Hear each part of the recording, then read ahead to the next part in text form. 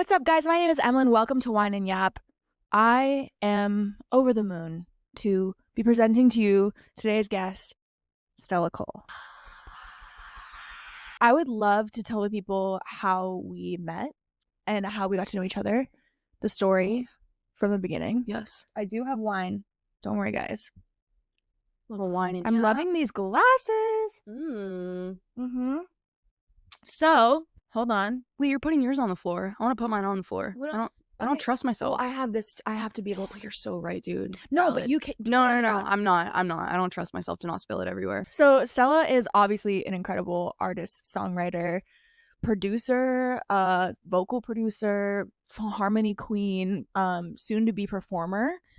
I mean, she's performed, but like soon to be tour performer. Long ago, we met when I was just a wee little songwriter. I wasn't releasing any of my own music. And the company that I was working for set me up in a session to write for Stela Cole on her project. And we met, and you want to tell them what happened? I would love to. Let me take it from here. Okay. When I tell you I knew this woman right here was going to be my best friend, I knew it instantly. When How? Dude, let me explain. Okay. We both pull up to the studio around the same time, and I'm walking up to the house, and she starts walking up to the house, and before I even see you, I see these holographic, like, silver reflective shoes, and I was like, well, I'll be damned, these are the coolest shoes I've ever seen. Getting emoted. No, stop. I'm just kidding. That'd be hilarious. Mics? Yeah. Hey. I looked at her dead in the eyes and I was like, those are sick fucking shoes. And that was literally it. We pissed off the producer that day so badly. We were Because we wouldn't shut the fuck up. high five.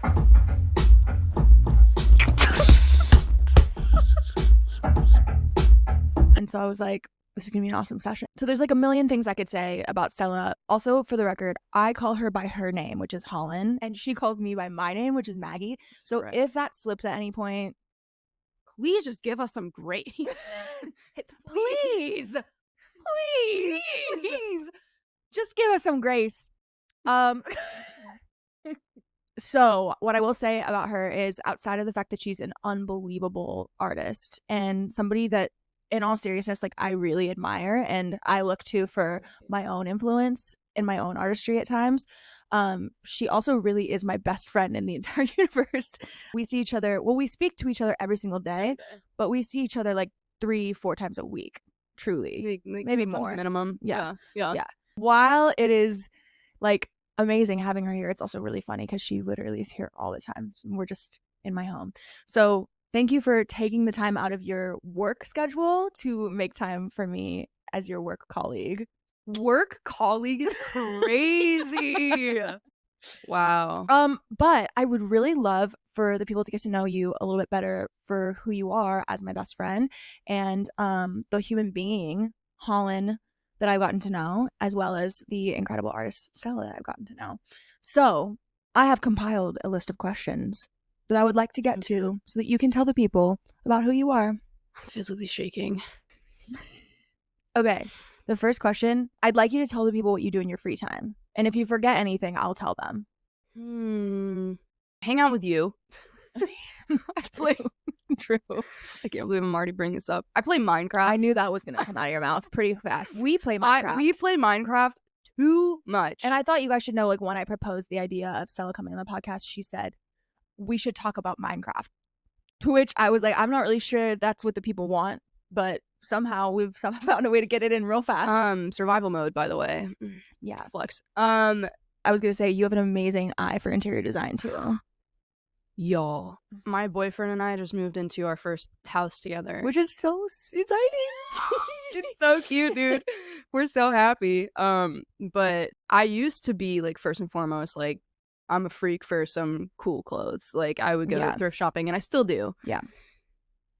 Ever since moving into this house, I have had this, like, home decor switch flip off in my brain. Yeah. And I can't stop. So yeah, I mean, I'll tell you guys, she plays Minecraft. She spends time with me and her other friends. shocked that she has them. It's crazy. You'd think I'd be enough. Oh, so you hate me? So you hate me? So you hate me? Yeah. Okay. And she's like a big like music buff, and I know that seems obvious because she's an artist, but I'm not. Like, she like collects records, and like she has a thing for vintage anything vintage. It's like you were born in the wrong decade, honestly. Yeah, I was really trying not to bring that up because I didn't want to be like music is my life. But it really is. It really is. Like, when I'm not in the studio, I'm writing songs alone, like on my guitar or on a keyboard at my house. That's another reason why I feel like you've been such a good influence on me too, like as a best friend and like another artist, is because spending time around you, I felt like I got like a crash course in how to be an artist. Like, before I figured out it was what I was gonna do, whether it was like you would just like spend days coming up with song titles or concepts, or like the way that you would be spending time on Pinterest to just like generate creative ideas, like all the things that you do to make you an artist. I was like, oh, that's how you like get your creative juices flowing and things like that. So I've definitely like learned that from you. You're being so kind and nice right now. Is it putting you off? Freaking me out. Yeah, sorry. I'm not usually this nice to her like in person. It's freaking me out, dude. Since we're drinking, I would like the people to know what you're like when you're drunk. I become so like lovey-dovey. So, fun fact about me, I don't hug my friends. And I've been like that ever since I was in high school. Like, my two best friends, Riley and Dylan from high school, like, bro, like the idea of us hugging was like like, fuck no. Like, please don't touch me. Which is so wild. Because I don't have this, but yeah, and they were like my best friends in the entire world, and like growing up, and you're my best friend, and the idea of hugging you makes me sick to my stomach. Like, not and awesome. No, dude, like, I don't no, I love you so much. No, it's okay. No, yeah, everything's fine. I have this issue with that. I forgot the question. It was it was what are you like when you're drunk? Oh, yeah.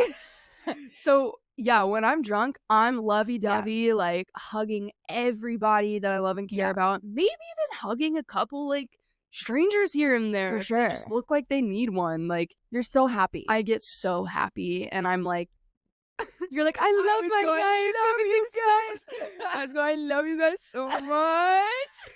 That's how I get when I'm drunk. Also, when it's just the two of us and we're like splitting a bottle of wine or something, I'll know that she's getting drunk because her voice just starts getting like a little bit louder.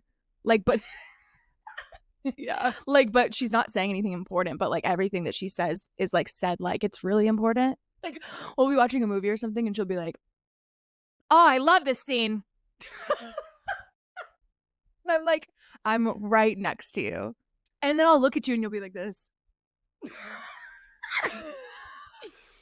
That's usually like her tell. Big smile. Yeah. Random question. Who's the most famous person you've ever met? I don't think I know the answer to this. One was Will Ferrell. Okay. What? We like didn't have a full conversation, but we were just like, I was going for a walk in the hills. Didn't know this is where he lived, mind you. And all of a sudden, Will Ferrell is just taking the trash out. And the best part about it was he was wearing a shirt that said Ferrell on it. No way! Yeah. Oh, that's epic. And, that was really wild. And so anyway. So if you had any question at all, no, it was like the answer was right there. I kind of looked at him sideways, and then I saw the shirt, and I was like, "That's Will Ferrell. Gotta be him. That has to be him." And he was so chill. He was just like, "What's up?" And I was like, "What's up, dude?" What is the most important relationship you've had in your life? This is a great question, but I'm gonna have to say my boyfriend. I have to say Jason. It's just been a super. Oh no, I'm just trying not to cry. It's fine. Keep going. I love you. No, it's great. No, you're the most. No, not me. I was just feeling emotional because it's so pretty. It's such a beautiful song. Yeah, I would say my boyfriend Jason is one of the most important relationships I've ever had in my life because it's been extremely healing for me. Yeah. And I think I'm one of those people where it's like I don't think you have to be 100% healed as a person before you get into a relationship, as long as you're not like bringing in some really like unfair, untaken care of baggage. Like, I think it's okay if you still have things that you need to work on and you can work on them together if they're with the right person. But I think that our relationship has like really healed me in so many ways that I would have never expected, and it really shows because every aspect of my life is better because he's in it. Like every aspect, like my music has gotten drastically better since I've been with him. My ability to make more friendships and like Yeah, I agree with that. have all of my friends be friends with each other Yeah, is huge because huge. I've always had like one friend in each different friend group, and I've always been really panicked about that. But with him, he's like really like on my first birthday that we had together that we were celebrating, and since we started dating, he threw me my own birthday party because I was too scared to invite all my friends from like different friend groups, and he literally hosted my birthday party at his house and like made drinks for everyone. And that, I don't know, Yeah, after that, like it's been way easier for me to I guess feel celebrated and have all my friends be fucking homies. As your best friend, I can confidently say that this is an incredible person for you. Yeah. You know, no one ever knows if anything's gonna work out, but like if I was gonna put bets on anything, I would on this. And I also think that I totally agree that, oh my god, it's cute. I really do think that he makes you a better person, and I don't think that it's without your own effort too. Like I think it's both of you guys together, but I love that he loves you for exactly who you are. Yeah. Fucking weirdo and all. He does though. Yeah, it's so cute. Like I just he's perfect. On Love him. Semi-serious note, I also was wondering if you could talk to our viewers a little bit about what it was like being diagnosed with OCD, because absolutely, this is something that I think is particularly interesting about my best friend, in the sense that like it really affects a lot of different areas of her life, ones that you guys see and ones that you don't as well. And I think that it's like not talked about in the way that it should be, because everybody hears OCD and they think, oh, you're really cleanly or you're really organized or whatever. Yeah. And it's like, it's so much more than that. So can you tell me like kind of how it affects you on a day-to-day basis? Like when you wake up in the morning, when you like go through your motions of your day, like where are moments that you notice it coming up now that you know that you have OCD? Now it's gotten a lot better because I'm finally on the right medication and the right dose, which has been a game changer for me. But it hasn't completely like eradicated all of my like irrational fears or like intrusive thoughts or like patterns that I have. I definitely, on a day-to-day basis, I usually think about it the most when I am like driving from place to place, or like know that I need to talk to someone in my family or even like a friend. And if I'm in like an open space, which like I guess happens from time to time on a daily basis, like those are the things that really make me panic. What happens in an open space?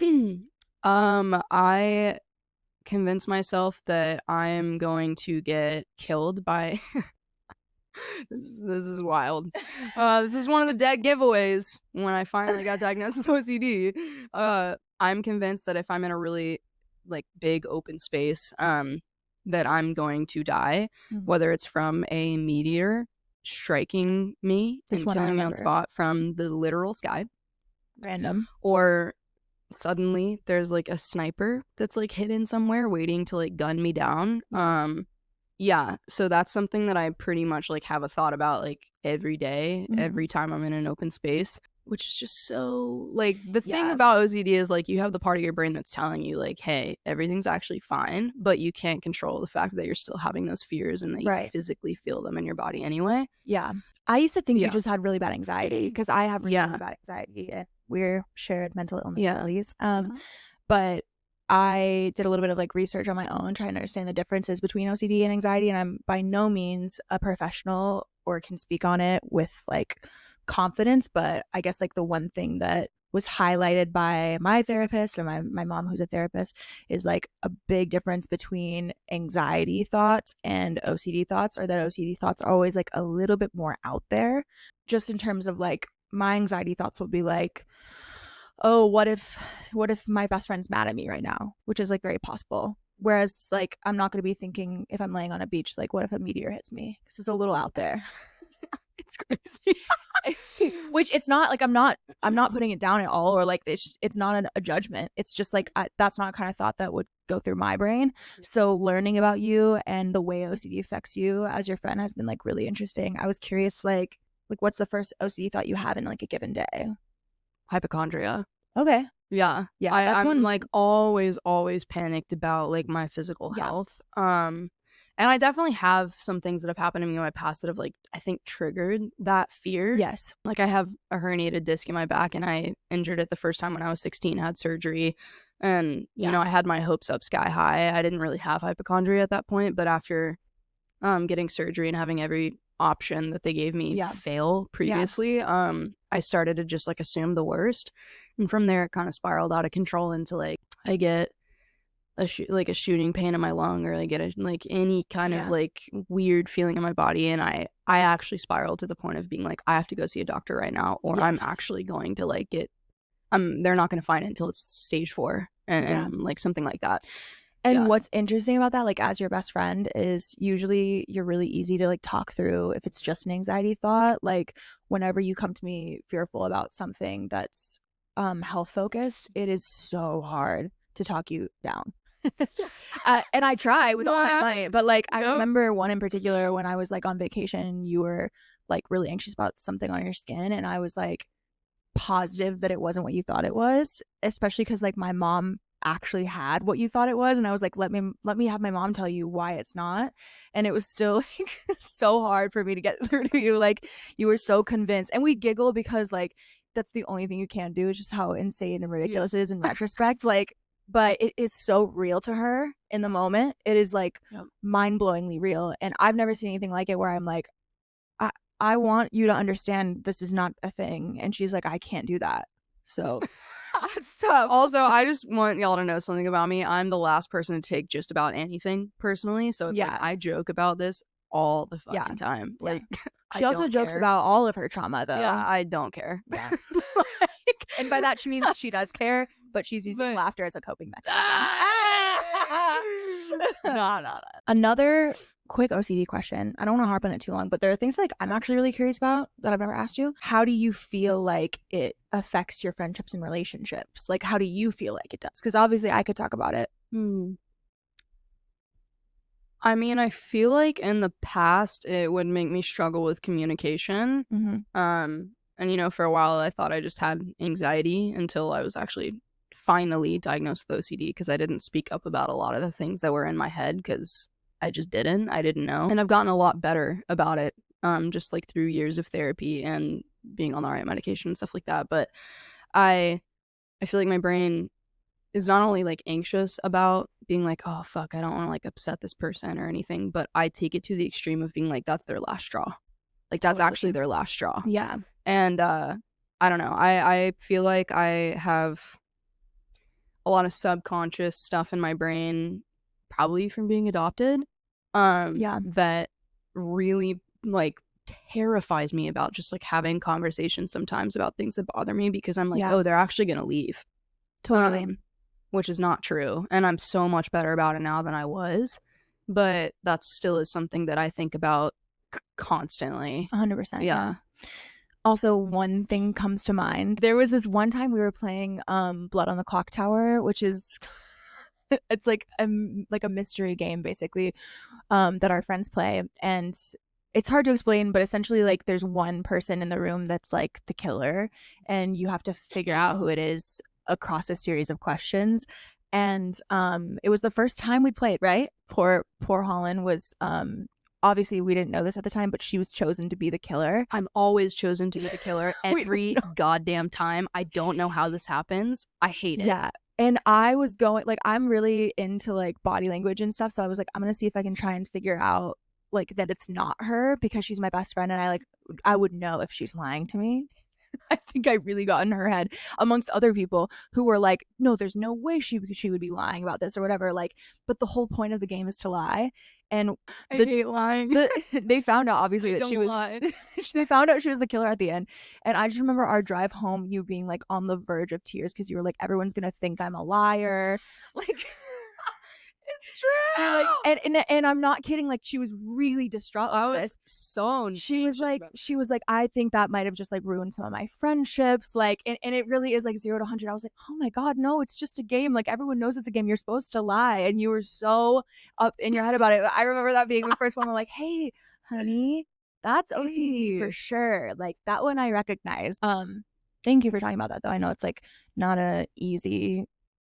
I'm kind of an open book. Yeah, but it's serious, and I hope that people who are listening or watching, like, if they hear or see a little bit of themselves in her, like, rather than being like, oh my god, there's something wrong with me, like, this girl takes over the world every day of her life and is battling this and thriving. So let me tell you, you're not alone. Not alone. Before I got diagnosed with OCD, I genuinely was terrified to share the thoughts that I had in my head because I was like, I'm the only one that thinks this way. Like, I'm different, and that's a scary, scary problem that I can never tell anyone. And then when I found out I had OCD and talked to friends that also have OCD, I was like, oh my god, we all have the exact same fucking thoughts. Like, I'm not alone at all. So 100%. Yeah. Okay, I want to move into my next portion of this episode, which I'm very stoked on, which is a little best friends quiz, where we're going to answer these questions for each other. I'm so nervous. No. I think this is going to be fun. Okay, so the first question is, when did you know we would become best friends? Not just like you'd be in my life. I would love for you to go first because I personally do not know if I can think of a specific moment. I don't know if this is the first time, but this is what comes to mind. We used to do this bit where we would go like, oh, so you think you can... And then we would do dance, like, so you think you can dance, like the show, but we would find anything that rhymes with dance. It's not that funny, honestly. I don't know if it's funny at all.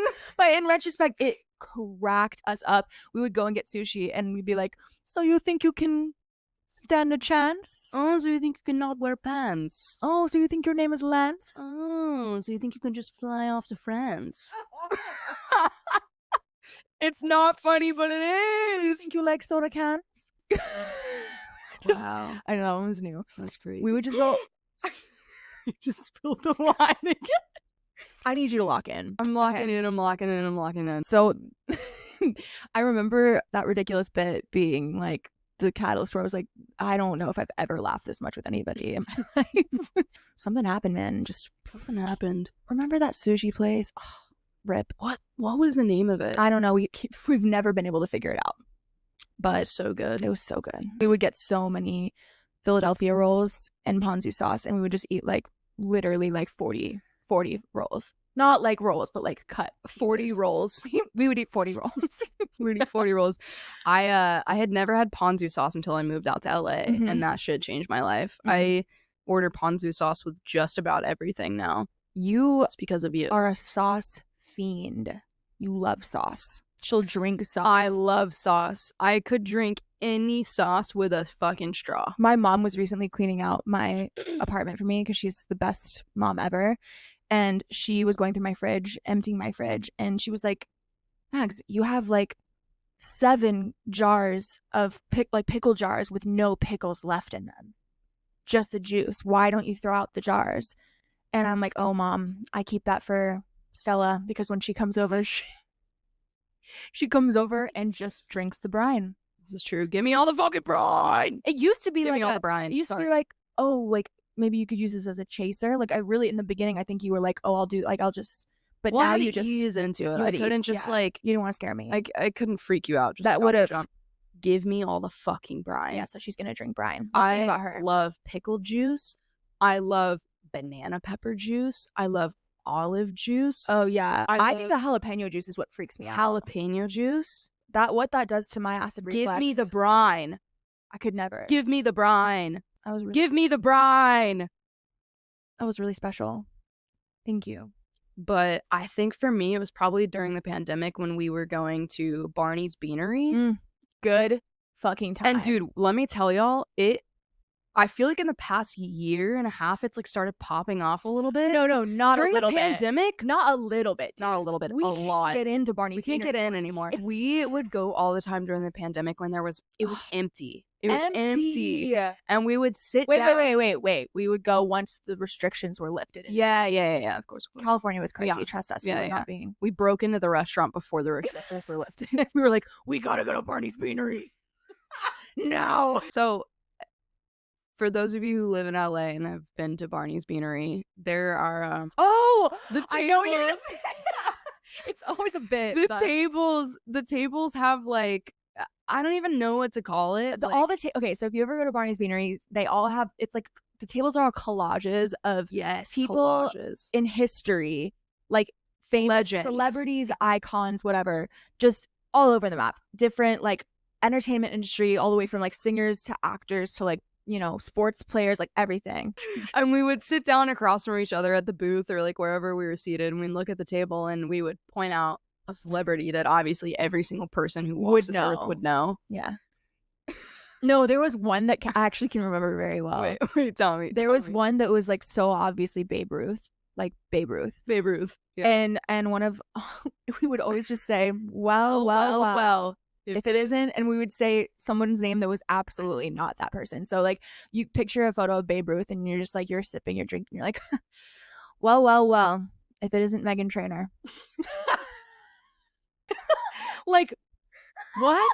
Because it started off as people who it could have been maybe, and then it was just like there's no world where that could have been. Yeah, so good. I'm like trying to think of another example, but I can't even. They were so absurd. Like Michael Jackson, like, well, if it isn't Taylor Swift, Wendy Williams. That was your moment. Wow. Yeah. Thank you. I think that was it. I had moments before too, but like that's one of the ones that came to my mind where we were laughing so hard. Yeah. And thought we were so funny. Yeah. That I was like, yeah, that's my bestie gal. Okay. What's the weirdest thing I've ever done? What were you going to say for me, though? Because maybe that will remind me of something that you've done. Just the fucking video of you when we were on vacation with your toes. Oh, wait, but I want to talk about that, so I need to think about something. I need to find something weird. Answer. Stella doesn't think I'm weird.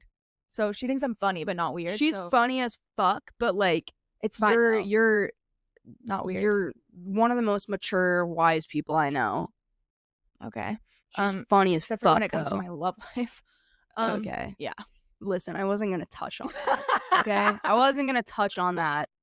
Wait, actually, I can think of two. Both of them involve feet. Okay?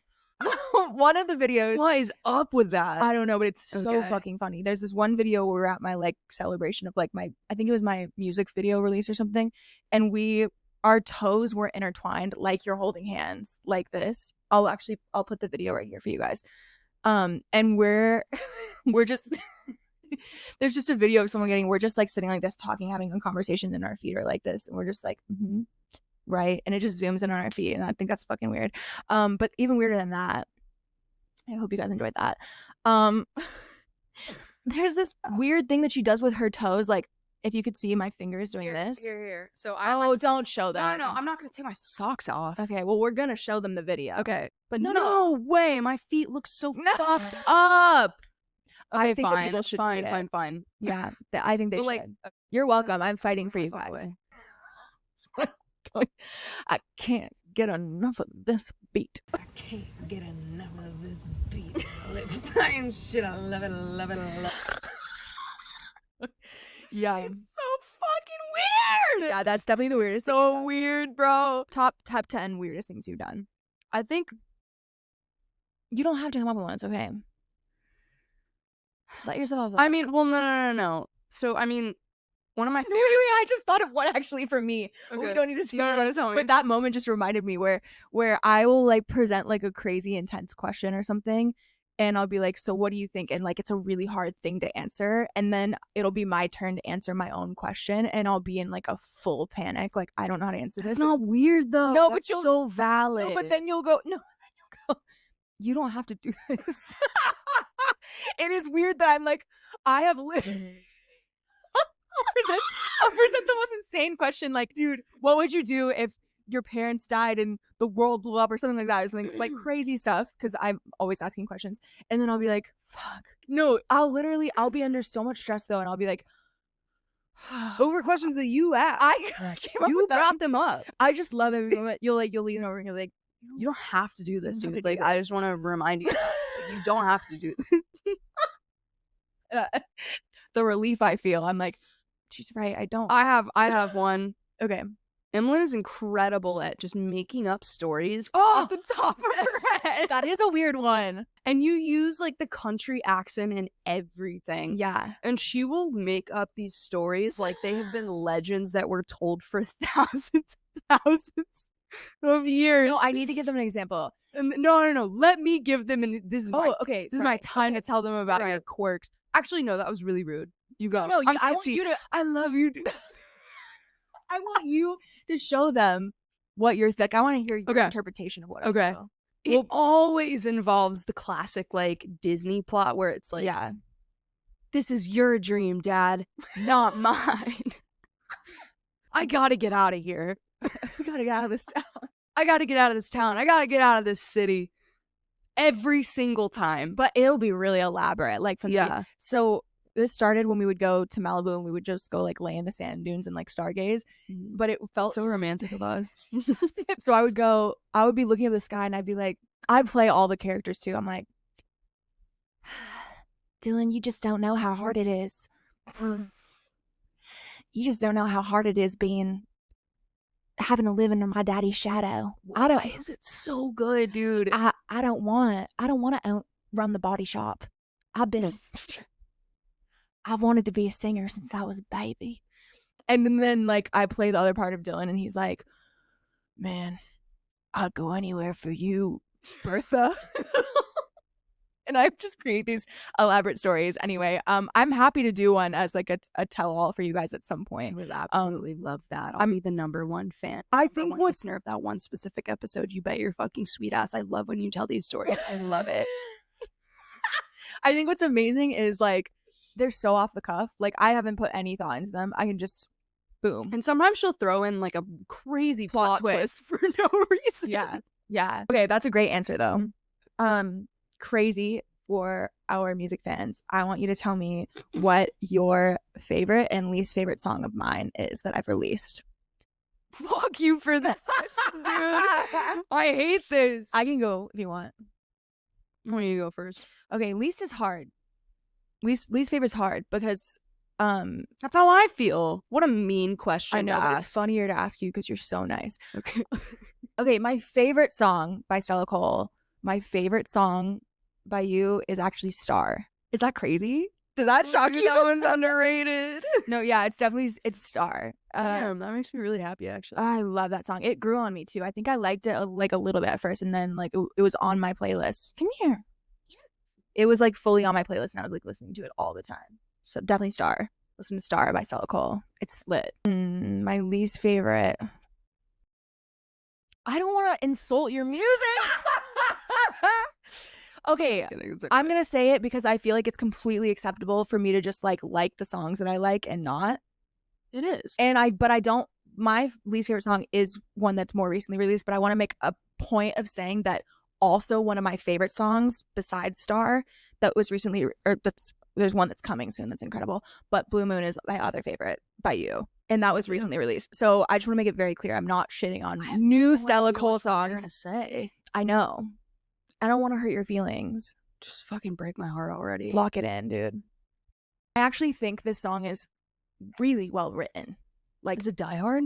I knew you were to say that, bro. The only reason you were to say is just because I'm such a production freak and it's just so stripped down. It is stripped down. I like your more up-tempo stuff, like personally. It's just like what I like. So fair.